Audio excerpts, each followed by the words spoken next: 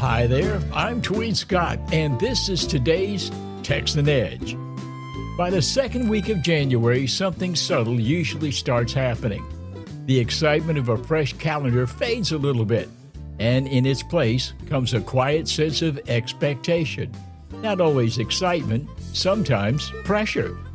The feeling that you should be farther along by now, that something should be already taken shape.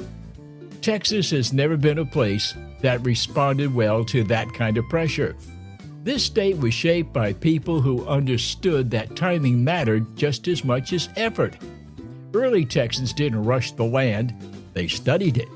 They learned where water collected, where soil held, where the weather turned dangerous. Moving too fast wasn't admired. It was risky.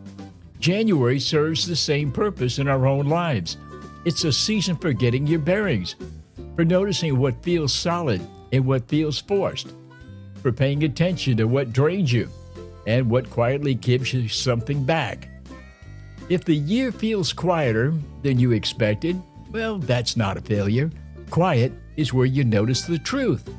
It's where you realize whether the pace that you've been keeping is actually sustainable or whether it's just something that you've been tolerating.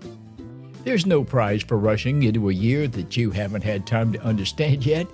Texas history is full of people who survived because they paused long enough to prepare for committing to the next stretch of hard work.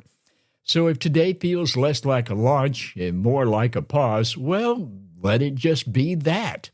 You're not falling behind. You're orienting yourself, and that's just a smart place to begin. And just a reminder, our porch is always open at substack.com/Texan Edge. Well, that's a quiet place where we can stay connected beyond the podcast. Nothing urgent, just there when you want it. And we'll take this year at a human pace. And I'll plan on seeing you tomorrow.